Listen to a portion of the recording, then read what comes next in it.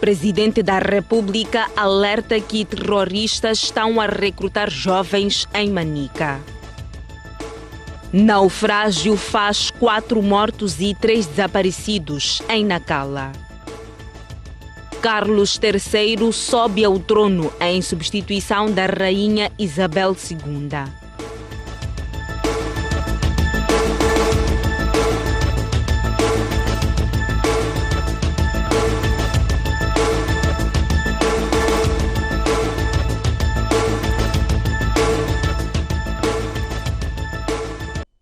Boa noite, bem-vindo às notícias. O Presidente da República diz que os terroristas estão a recrutar jovens na província de Manica. A Filipe Nyusi voltou a pedir vigilância à população para bloquear os mecanismos de recrutamento.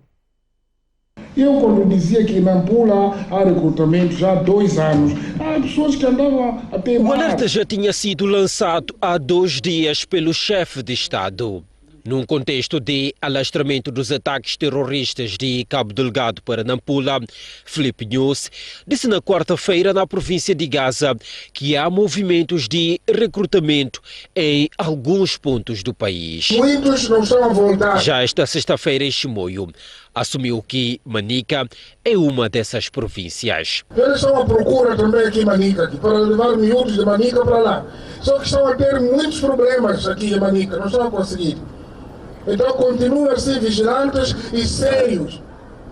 Vocês têm aqui combatentes, podem vos explicar como que as coisas se fazem aqui. O Presidente da República apela por isso à população de Manica a ser mais vigilante, como forma de evitar que jovens sejam enganados por falsas promessas. É preciso não vos enganar de que há trabalho em Cabo Delgado. Há trabalho aqui na Machamba, há pequenas fábricas que estão a produzir macadâmia, estão a produzir gergelim, depois aparece fábrica disso, fábrica daquilo. Há muito trabalho aqui em Manica. Então não vos enganem, porque aqueles que foram enganados, muitos não estão a voltar e ninguém sabe onde estão. Filipe Nyusi falava durante uma visita à província de Manica, onde apelou à população a desencorajar o terrorismo. O ministro da Defesa reitera que os ataques em Nampula se devem ao facto de os terroristas estarem cercados pelas forças de defesa e segurança. Cristóvão Chumi alerta que não é possível haver militares em todas as aldeias. É uma agressão, o inimigo não tem quartel, não temos espaço onde nós dissemos que não pode acontecer, aconteceu em Nampula. É a primeira reação depois dos últimos ataques terroristas ocorridos semana passada nos distritos de Herat e Memba, em Nampula.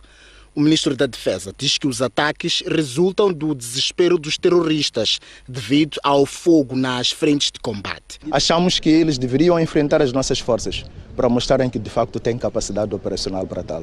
Então estão a fugir das nossas forças, por isso que fogem, vão atacar as aldeias. E não vamos ter tropa em todas as aldeias, isso não acontece. O que vai acontecer aqui, onde procuraram, onde nós não temos, se calhar, força suficiente, onde não estamos preparados para irem atacar. Mas mesmo assim nós vamos perseguir em qualquer parte do território nacional. Cristóvão Chumi acrescentou ainda que as forças conjuntas vão continuar em alerta, por isso faz apelos. Que não são só medidas de natureza militar que devem ser colocadas no terreno. Há outro tipo de medidas políticas, econômicas e sociais. E uma delas, que é prevenção, tem a ver com a eliminação de todas as formas de colaboração de pessoas para com os terroristas.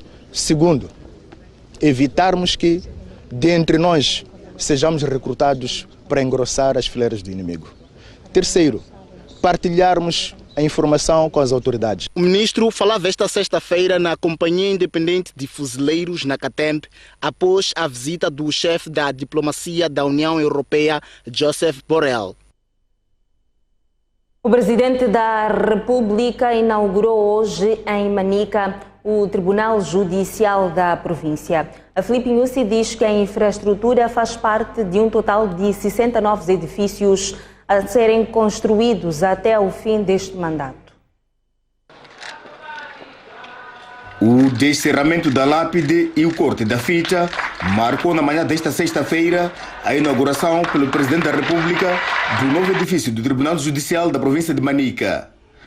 A infraestrutura, contrariamente à anterior, que só tinha uma sala de audiências, tem 4 pisos e compreende, entre outros compartimentos, 4 salas de audiência e julgamento, 6 cartórios, sala de mediação e gabinete dos magistrados. Já inauguramos 10 tribunais e contamos receber mais 27 até o final deste presente ano.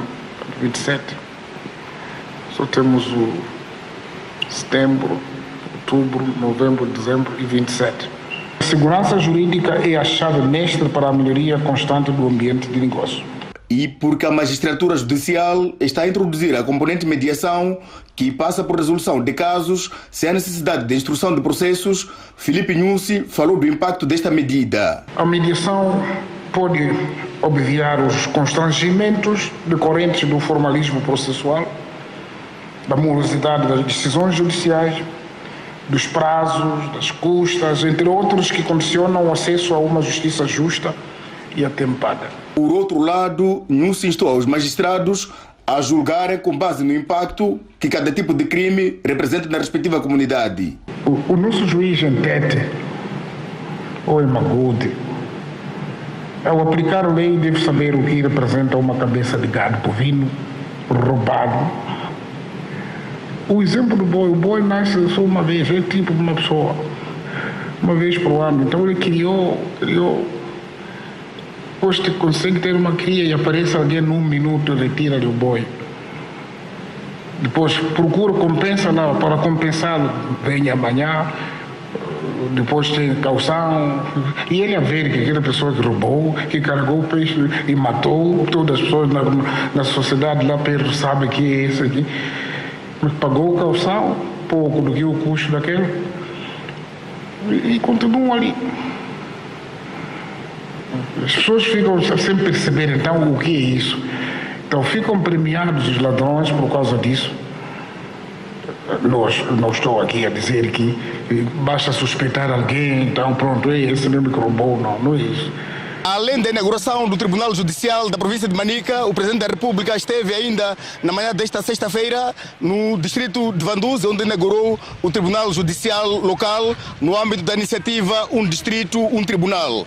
E já em Chimoio procedeu a inauguração do condomínio dos juízes, onde existem 12 residências, tendo afirmado que deste modo os tribunais estarão a poupar 5 milhões de meticais que usavam por ano em pagamento de rendas para residências dos magistrados. As imagens são de Jorge Joaquim, Carlitos Cadangue, STV. Filipe Nhusi visitou ontem uma plantação de batata reno no distrito de Massingir, província de Gaza. Trata-se de um empreendimento que produz, empacota e fornece ao mercado grossista do Zimpeto. Por isso, o Presidente da República disse que esta é uma das formas de responder ao alto custo de vida. A Massingir Citrus está a acolher a terceira cultura desde que começou a operar. Começou por repolho, depois cebola e agora é a batata.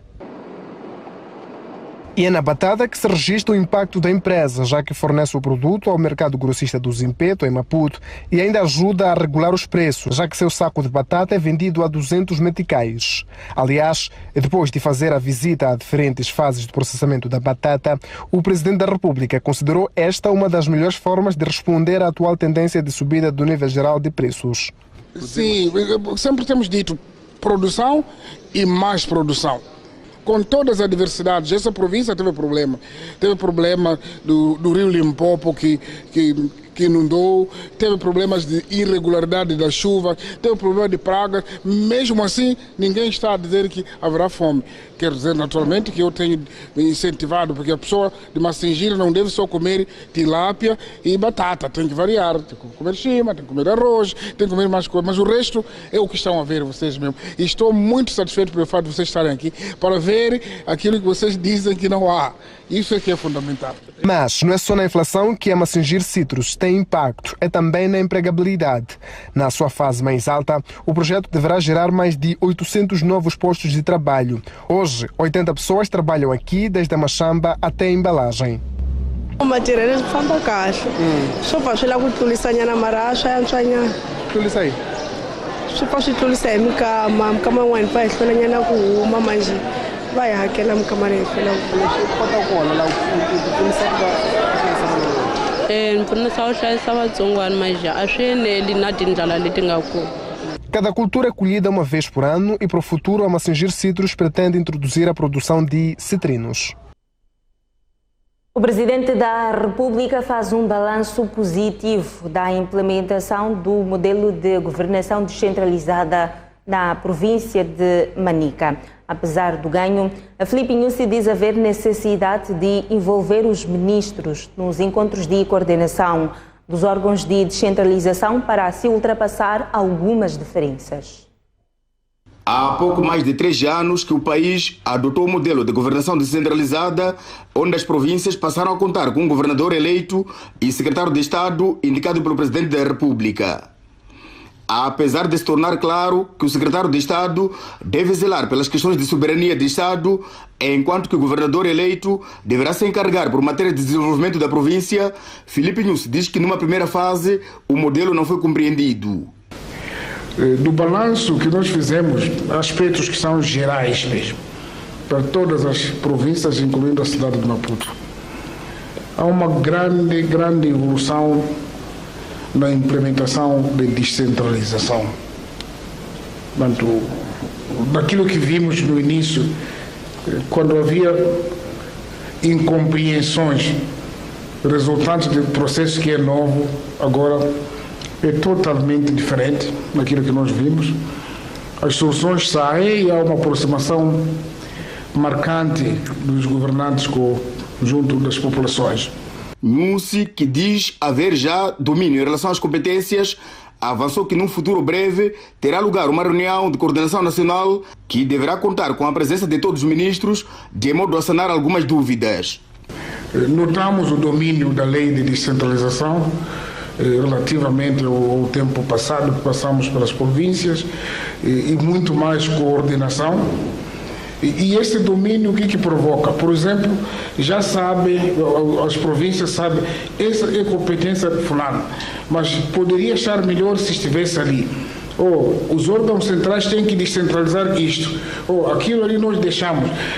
Tivemos agora a reunião de coordenação em Nampula, onde o figurino talvez iria apurar, se calhar ainda dentro deste mês. Tem que reunir mais a reunião de coordenação nacional com todos os governadores, os secretários de Estado e o número significativo, se não todos, os ministros, para fazermos um balanço de algumas coisas que podem ser afinadas. E isso só vai ajudar para nós resolvermos os nossos problemas. Filipe Nyusi fez estas constatações durante a reunião conjunta entre os órgãos de representação do Estado na província e o Conselho Executivo de Manica, ato que marcou o fim da sua visita de um dia a esta província. O chefe da diplomacia da União Europeia entregou hoje equipamento militar não letal às forças que combatem o terrorismo no norte do país. A Joseph Borrell prometeu mais equipamento que vai chegar já na próxima semana. A vossa luta é também na nossa. É este o sentimento que levou a União Europeia a apoiar Moçambique no combate ao terrorismo. O chefe da diplomacia da União Europeia, Joseph Borrell, que visitou a Companhia Independente de Fuzileiros da CATEMP esta sexta-feira, diz que mais do que treinamento é preciso equipar as forças e isso não é por generosidade. We support you, dear Minister, dear Admiral, with both humility and enthusiasm. We want to provide you with our expertise and our capacity. But we want to do that always in agreement with you. Depois de assistir a uma demonstração militar, Borrell garantiu que mais apoio chegará ao país na próxima semana, uma informação bem recebida pelo ministro da Defesa, Cristóvão Chume. Julgamos que os equipamentos que hoje recebemos constituem um caminho certo para tornar a atuação da nossa tropa mais complexa e mais assertiva. De forma simbólica, as Forças Armadas de Moçambique receberam viaturas, fardamentos e outros materiais de apoio à logística. Ainda nesta sexta-feira, Joseph Borrell dirigiu a cerimônia de mudança de comando da Missão de Formação Militar da União Europeia, onde o brigadeiro-general Lemos Pires cedeu lugar a outro português, o Comodoro Martins de Brito. Moçambique está quase pronto para iniciar a exportação do gás natural liquefeito na bacia do Rovuma. A garantia foi dada hoje pelo ministro dos Recursos Minerais e Energia, depois de visitar a plataforma flutuante da petrolífera italiana Eni. As imagens amadoras ilustram o momento em que uma delegação do Ministério dos Recursos Minerais e Energia, liderada pelo titular da pasta, Carlos Zacarias, visita a plataforma flutuante Coral Sul da Eni. A primeira visita de um governante moçambicano à plataforma, desde a sua chegada às águas moçambicanas, acontece num contexto em que são noticiados problemas técnicos da infraestrutura. Não foram levados jornalistas à plataforma no seu regresso e agora, sem avançar datas, o governante assegurou estar quase tudo pronto para o arranque da exploração. Este é um projeto muito complexo, com várias componentes e na atividade de comissionamento, que é testagem dos equipamentos, testagem e preparação dos equipamentos para o início de qualquer produção, verificou-se, portanto, que era necessário acertar alguns aspectos e foi o que aconteceu. Diríamos que é quase 100%, porque as atividades de comissionamento já terminaram e neste momento decorrem as atividades preparatórias para o início da produção. Carlos Zacarias reiterou por outro que a Total Energies pode retomar as suas atividades, uma vez que a segurança está praticamente restabelecida no distrito de Palma. Mas naturalmente, portanto, temos um operador que tem que fazer análise de todas as condições para poder trazer os milhares de trabalhadores nacionais e estrangeiros para o local e acredito que até finais deste ano nós poderemos ter já uma luz no túnel relativo, portanto, ao início, portanto, das atividades. Moçambique espera arrecadar este ano 34,5 milhões de dólares em receitas provenientes da produção e exploração de gás natural no projeto.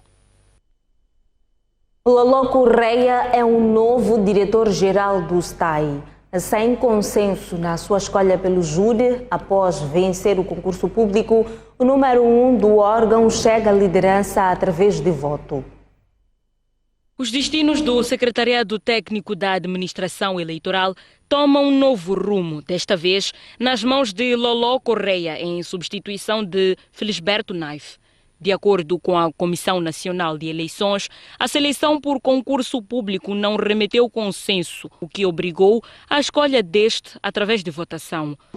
Numa eleição livre, justa e transparente, em que o candidato Lolo Correia arrecadou 10 dos 17 votos possíveis, tendo os restantes ido para a senhora Helena Garim.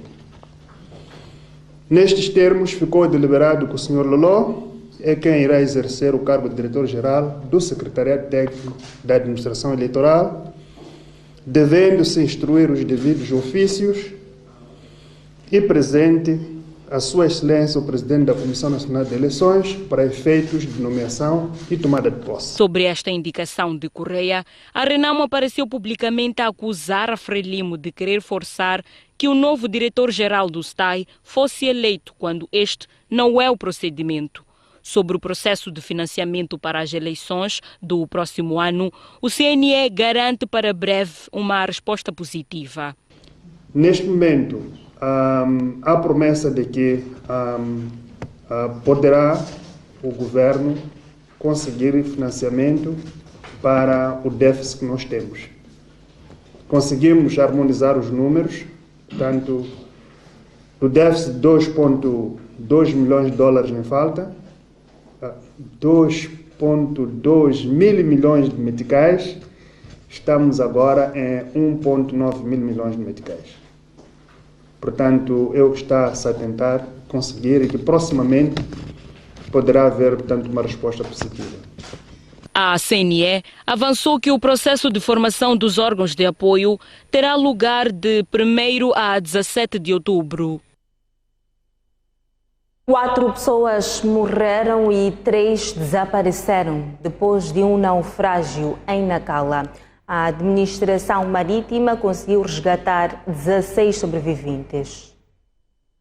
O naufrágio aconteceu por volta das 14 horas desta quinta-feira, quando 23 pessoas regressavam de uma cerimônia tradicional numa praia localizada no distrito de Nacala Velha.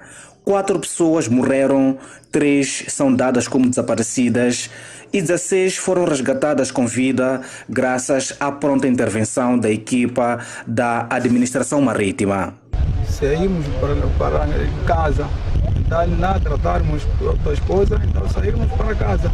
Então quando vieram ali até lá no próximo parque, já aquele parque já virou. O curandeiro que dirigiu a cerimônia é um dos sobreviventes. No momento do naufrágio, faziam-se sentir ventos não muito fortes e o administrador marítimo de Nacala disse à STV em contacto telefônico que o barco estava superlotado e não era apropriado para o transporte de passageiros. A embarcação de pesca não está habilitada para fazer o transporte de passageiro e bens.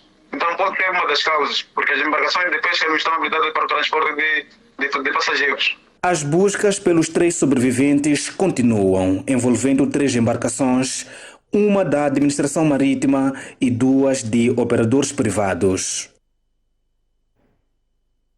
O Jornal da Noite sai agora para uma curta pausa, mas antes a informação cambial para si que nos acompanha a partir da STV. Até já.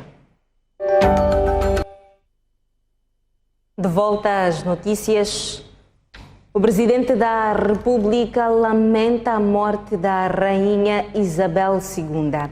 A Filipe Nyusi diz que a monarca ajudou bastante Moçambique a fazer parte da Commonwealth. A Filipe Nyusi diz também que a rainha sempre esteve atenta à situação do país, destacando, por exemplo, o terrorismo no norte do país. Que é lamentar a morte de Sua Majestade Rainha Isabel II. Penso que sabemos todos que a Rainha Isabel vivia mais de humanizando diferentes setores no mundo. Ele transmitia uma certa sensibilidade e influenciou bastante a libertação dos países colonizados, olhando até pela história própria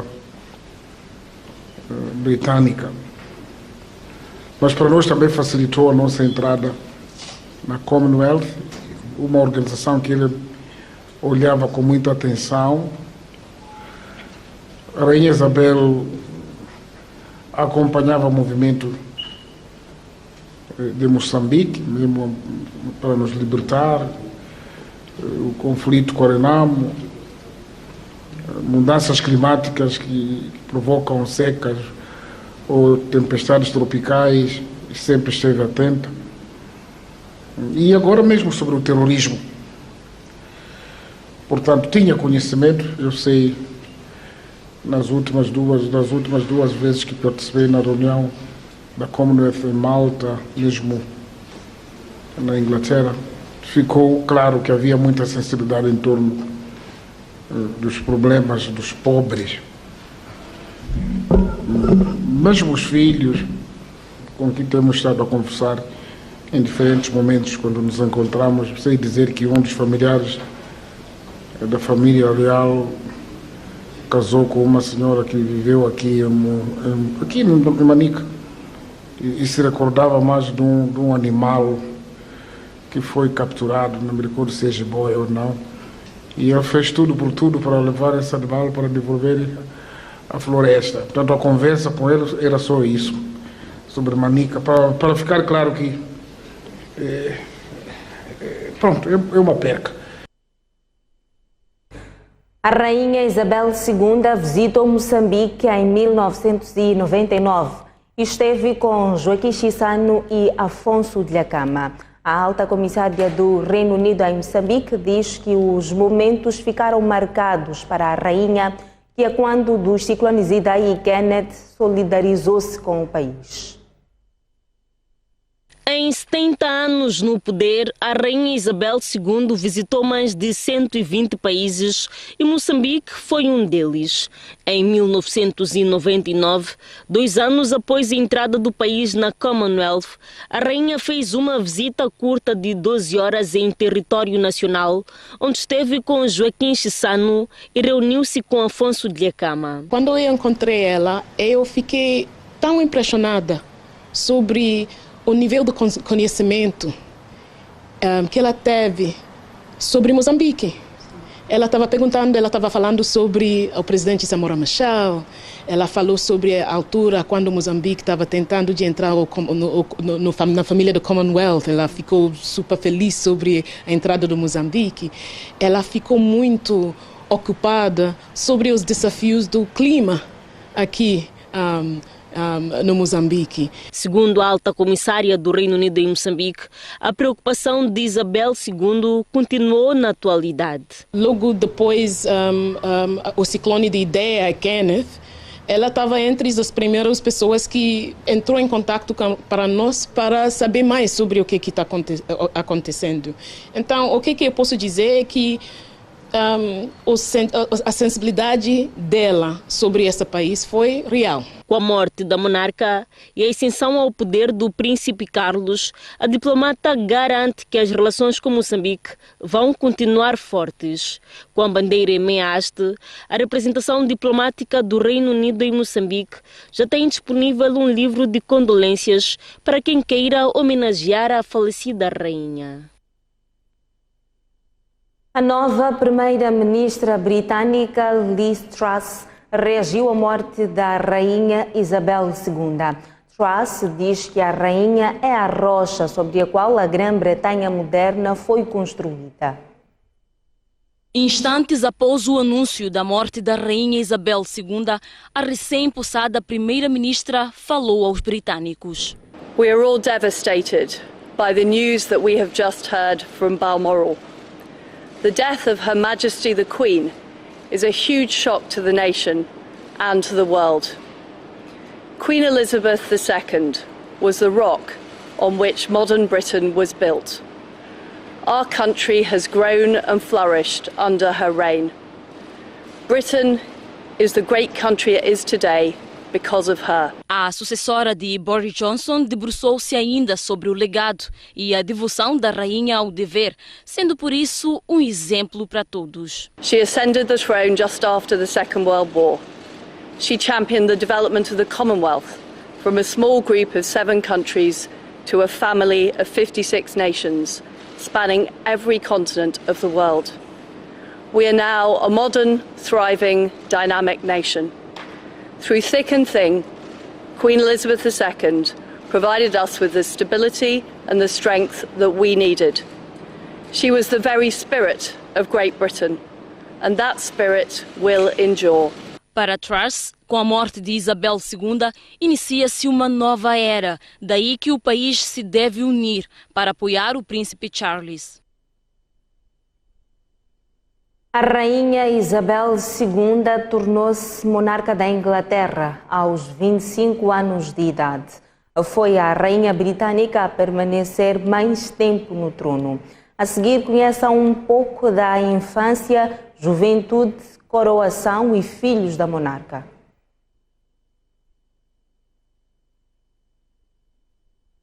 Desta aqui vamos acompanhar o histórico, a biografia da rainha Isabel II, mas agora vamos à nota que dá conta de que o rei Carlos III já assumiu o trono do Reino Unido. No seu primeiro discurso à nação, o rei agradeceu à rainha Isabel II pela dedicação à família. My life will, of course, change as I take up my new responsibilities. It will no longer be possible for me to give so much of my time and energies to the charities and issues for which I care so deeply. But I know this important work will go on in the trusted hands of others. This is also a time of change for my family. I count on the loving help of my darling wife, Camilla. In recognition of her own loyal public service since our marriage 17 years ago, she becomes my queen consort. I know she will bring to the demands of her new role the steadfast devotion to duty on which I have come to rely so much.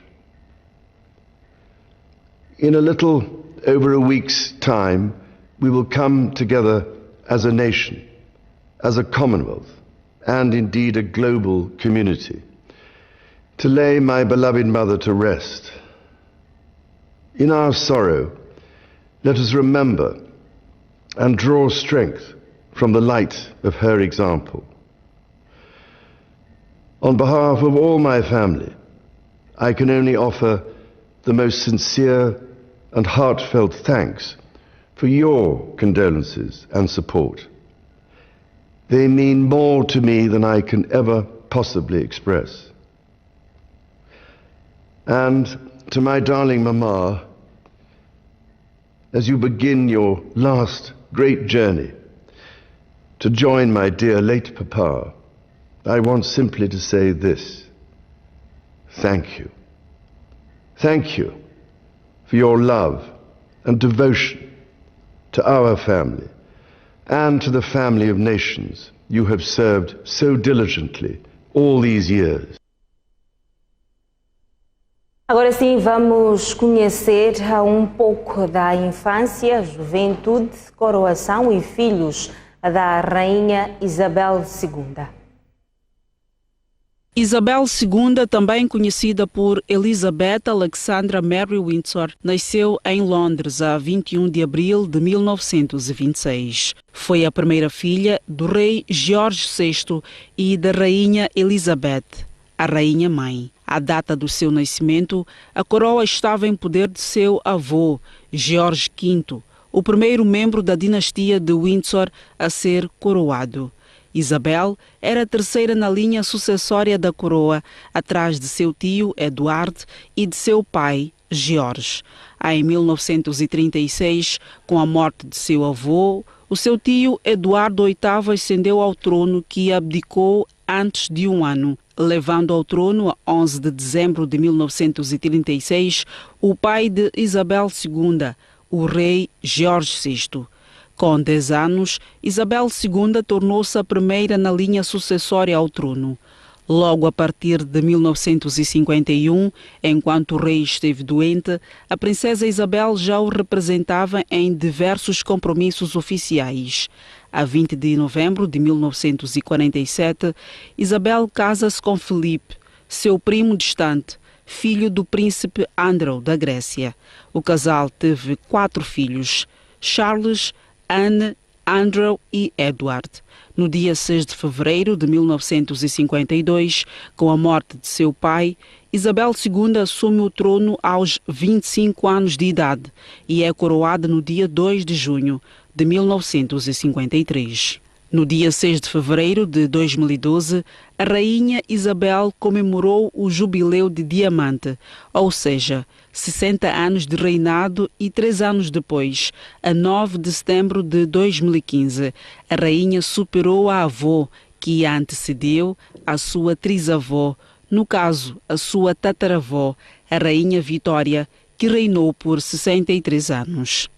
Mas foi a 6 de fevereiro deste ano, com 95, que a rainha completou 70 anos de reinado e comemorou o Jubileu de Platina. A rainha Isabel II foi chefe de Estado da Commonwealth, conjunto de países que integram o Império Britânico. Teve o segundo reinado mais longo da história, atrás apenas do rei Luís XIV de França, que assumiu o trono aos 4 anos, mas só passou a reinar depois da maioridade. Por isso, apesar de o francês ter mantido o título por 72 anos, a rainha inglesa é considerada a que reinou por mais tempo. A monarca foi a primeira a estampar o rosto em uma nota de libra esterlina ainda na década 60.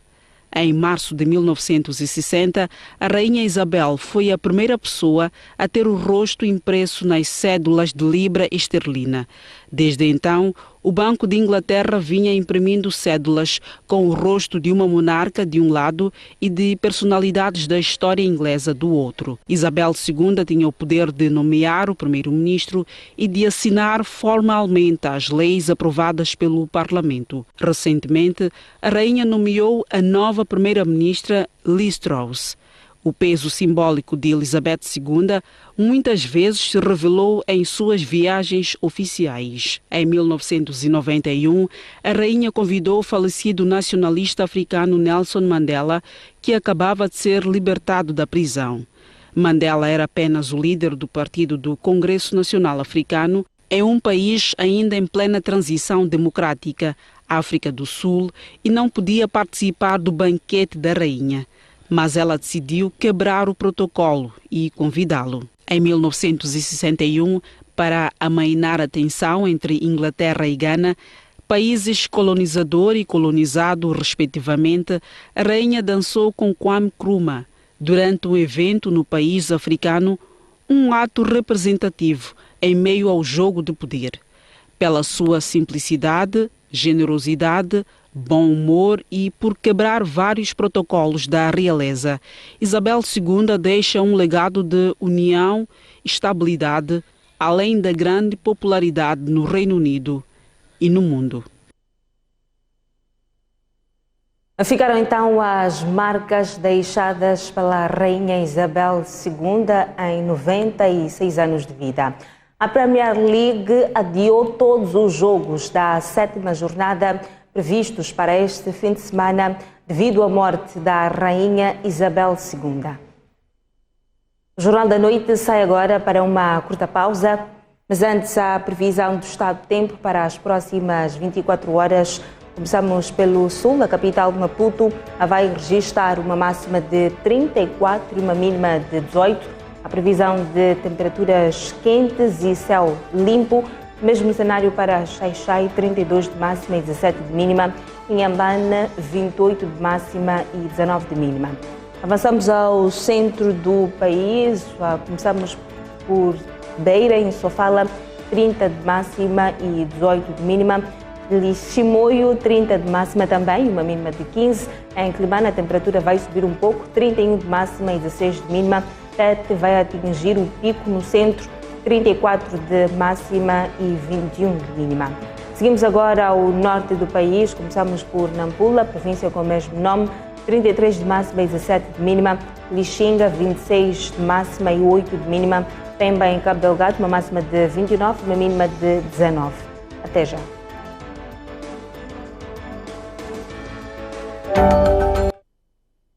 Retomamos as notícias. Vamos agora ao espaço de comentários com Tomás Vieira Mário.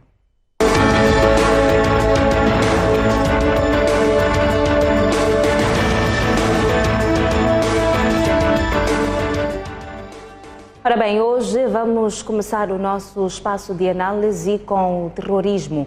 O Presidente da República disse hoje que os terroristas estão a recrutar jovens na província de Manica. Tomás, boa noite, bem-vindo ao Jornal da Noite. Depois dos 3 últimos ataques à província de Nampula, esta semana o Presidente da República confirmou a expansão dos terroristas para outras províncias, no caso Nampula. Até que ponto a integridade do país está efetivamente assegurada? Boa noite, Isaura. Bom, efetivamente o terrorismo, pela sua natureza, não é um exército regular, que nós possamos dizer que está circunscrito de forma absoluta a uma única zona. Eles podem estar em qualquer lugar até porque, dispersando-se em pequenos grupos, facilmente se pode movimentar de uma província a outra. E, portanto, não é surpreendente que estejam a recrutar pessoas em Manica. Eu mesmo não posso excluir que não estejam a recrutar aqui em Maputo. Ninguém pode excluir essa hipótese, porque ninguém sabe por onde eles andam. Andam entre nós, andam no meio das populações, nos bairros, nos subúrbios, nos mercados. E, portanto, não é surpreendente que possam estar a recrutar jovens em Manica, em Sofala, ou mesmo em Inhambane ou em Maputo. Não creio que isso seja surpresa, sendo eles o que são. São grupos de terror. E, portanto, recrutam segundo métodos próprios de aliciamento, de promessas, de alguma recompensa muito atrativa para jovens. Ainda não passa muito tempo, a minha organização esteve em alguns campos de acomodação deslocados de Cabo Delgado, em Nampula, onde soubemos que em algumas mesquitas paga-se a jovens para ir rezar. O jovem vai rezar, no fim tem algum dinheiro. Depois anotam os nomes dos que frequentam mais a mesquita. E no fim, qual é o fim? De anotar os nomes de quem vai à mesquita e pagar quem vai rezar. O fim é recrutar. Portanto, não é de espantar que isso aconteça. O ataque a Nampula, que referiu, nomeadamente a Nacala, teve um efeito noticioso particular. É o ataque a um centro religioso, atingindo estrangeiro. Geralmente, quando são este tipo de ataques, tem ressonância internacional muito grande, porque os países de onde vêm os cidadãos atacados tomam notícia em primeira mão e a disseminam. E assim o impacto ressonante é muito maior. Foi maior o impacto no ataque à Palma, não é porque foi Palma só. Então esta foi uma estratégia usada pelos... Me parece que sim, localizar um centro religioso e atingir estrangeiros, que é para ganhar audiência na Europa, até na Europa, como é o caso da italiana. Portanto, este é o facto mais importante, o ataque a Memba. É o ataque a uma questão religiosa atingindo estrangeira. Essa notícia, claro que espalhou-se pelo mundo e deu ressonância maior aos grupos.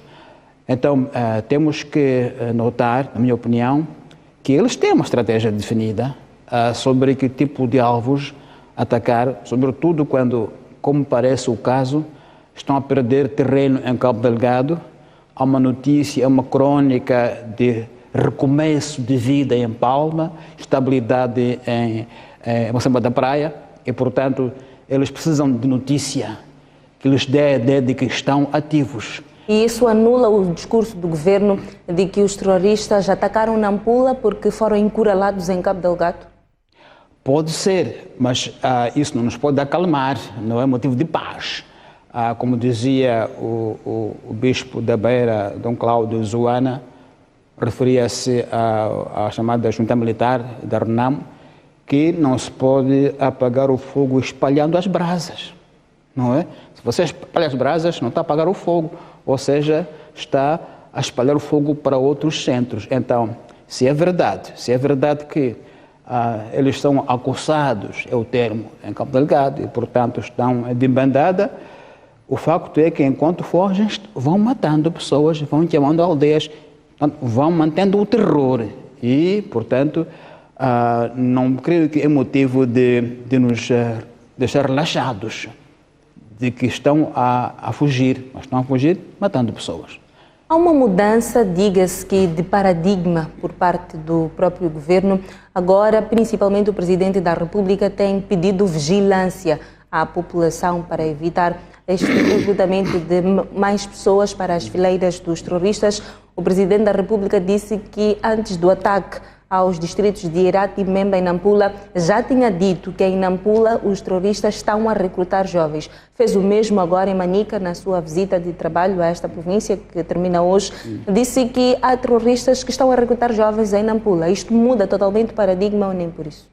Eu penso que não tanto mudança, talvez o mais acento no apelo à população ser mais vigilante, porque se for a ver os grupos de jovens que já foram ao tribunal em Pemba, às centenas, há de ver que a sua origem é diversificada. Há muitos que vêm de Nampula já há muitos anos, portanto não é algo surpreendente. Ainda que não tenham vindo de Nampula, são de lá originários, não é? Então não é surpreendente, eu não creio que seja algo, ou seja, não se pode pensar que quem está em Cabo Delgado são apenas jovens de Cabo Delgado. Não é verdade. São jovens também de Nampula, de Niassa, que estão nesses grupos. Então já há muito tempo que há, digamos, esta travessia em termos de origem dos terroristas, não é só de Cabo Delgado. Portanto, é mais... Agora, este apelo à população é obviamente importante, porque, como se diz, e é verdade, os terroristas não caem do céu e começam os ataques, não é? Eles têm a sua origem, têm as suas bases e muitas vezes são conhecidos. Agora, o ponto aqui é um ponto crítico. Qual é o estado de espírito da população? A população está, em termos mentais, mobilizada para denunciar, a população está, digamos, tranquila o suficiente para colaborar com as Forças Armadas, que essa é outra parte mais complicada. Como é que se tem a população do lado nosso? A população deve estar, digamos, predisposta a apoiar, a denunciar, e isso faz-se com ações concretas de ganhar corações, ganhar simpatias, para que o povo colabore. Isso não é algo que se possa fazer só com discurso, creio eu. Tem que ser ações muito mais concretas, de mobilização da população, com incentivos que lhe façam sentir-se parte do processo e colabore. De outro modo, poderemos fazer muitos apelos e, se calhar, verificar que o efeito não é aquele que dizemos já em termos de mobilização da população para, de facto, ser denunciante dos infiltrados. O governo, recentemente, na pessoa do Presidente da República, disse que havia proprietários de bombas de combustível que podiam estar a financiar o terrorismo. Esses proprietários eram de Sofala, que podiam estar a financiar o terrorismo em Cabo Delgado. A secretária de Estado na província de Sofala, Stella Zeca, disse que já havia proprietários de bombas detidos em conexão com o terrorismo na província de Sofala. Passados 48 anos de independência, há um novo desafio para o país, o terrorismo. Quais são os desafios da erradicação deste mal? Bom, penso que este é um tema muito denso. Quais são os desafios? Já houve academias, já houve debates muito largos sobre esta matéria. É um tema muito complexo, mas é óbvio que o apoio externo para este fenómeno é determinante. Não se pode pensar que o sozinho pode debelar o fenómeno sozinho. Tem que apoio, já o tem regional, já o tem africano, já o tem agora da União Europeia. Ainda esta semana veio cá o representante da União Europeia com apoio não letal, isto é, apoio não ofensivo, que são viaturas ou outros meios. Portanto, inclusive 15 milhões de euros para a SAMIM. Sim, portanto, esta é uma das formas de poder debelar o fenómeno. Mas outra forma de muito longo prazo, já se discutiu, é o desenvolvimento que seja inclusivo, sobretudo que tenha como alvo a juventude. Somos um país jovem, do norte a sul do país, e, portanto, este é o grupo-alvo que deve ser tido em consideração como combate preventivo ao terrorismo, projetos de desenvolvimento que os integrem de forma efetiva e de forma duradoura e sustentável. Mas esta semana reacendeu-se o debate sobre tribalismo em Moçambique. O general Eduardo Nia chamou os macuas de falsos, depois de ter havido discursos de tribalismo por parte do general Chipante, desta vez é o general Nia. Crescem os discursos de tribalismo nas vésperas do Congresso do Partido Frelimo e das eleições nos próximos anos. Qual é o impacto disto para a sociedade de forma geral? Bom, eu acho que o primeiro impacto é realmente despertar a sociedade para um problema que não é tão novo assim. Simplesmente o que é novo é quando ele vem do quem vem, qualidade de quem o despoleta. São os generais que estão ligados à nossa história, libertadores da pátria, que levantam o problema. Esse é o primeiro. O segundo aspecto é o seguinte: são figuras que têm acesso aos meios de poder, têm acesso aos órgãos do partido, onde a nação é debatida de forma profunda. A pergunta é, se vêm cá para fora figuras como estas falar em tom de reclamação, o que é que há no partido? Não há espaço lá para debater essas questões? Parece que não há espaço lá. Parece que é uma espécie de um grito de socorro, de que, olha, lá dentro não há espaço, queremos que a sociedade debata o assunto de forma aberta. O caso do general Nia, que eu conheço e respeito muito, uma pessoa de muito maior respeito pessoal, parece pessoal, foi um bocadinho estranho, não é? Estranho porque, sendo ele Macua, tem um discurso muito violento. Eu creio que é uma espécie de criticar os conterrâneos que votam na oposição. Mas, na minha opinião, se a ideia é mobilizá-los para que votem na Frelimo, na minha opinião, o discurso não deve ser de os denegrir. Pelo contrário, de os acarinhar.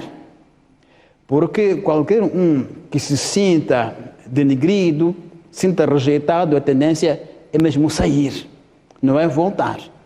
Então, o discurso general Nia, se a ideia era mostrar que está agastado, porque na zona Macua o voto é para a oposição e diz que isso é porque eles são falsos, penso que o efeito vai ser oposto, vai ser empurrar mais este grupo nacional para a oposição e não o contrário, porque não me parece que é um discurso mobilizador.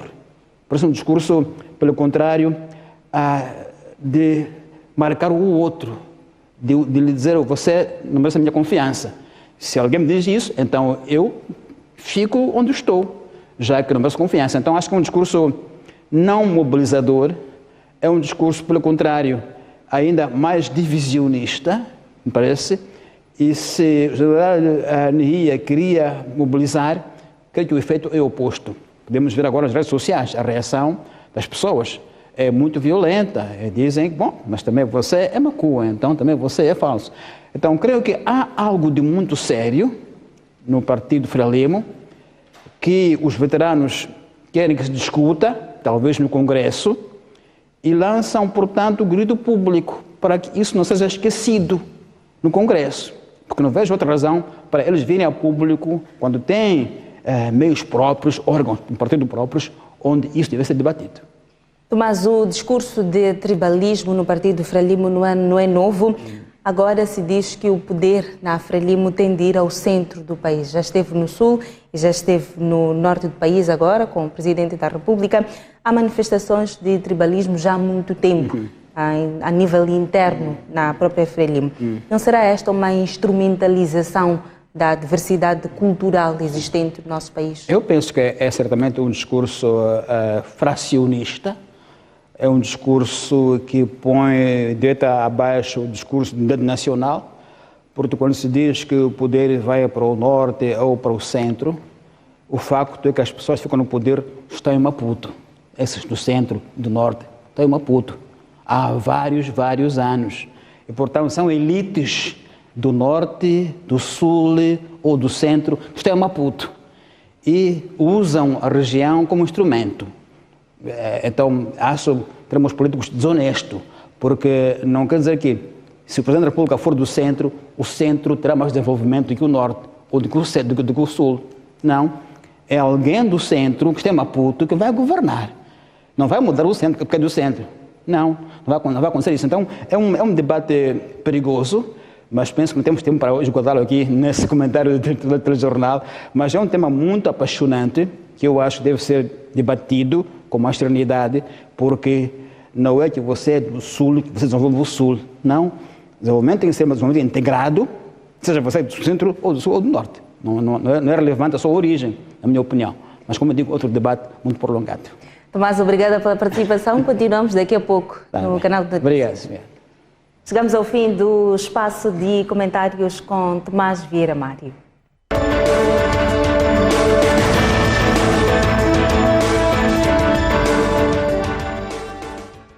É o fim do Jornal da Noite. Obrigada pela atenção dispensada. Continuamos daqui a pouco no Noite Informativa, no canal de notícias.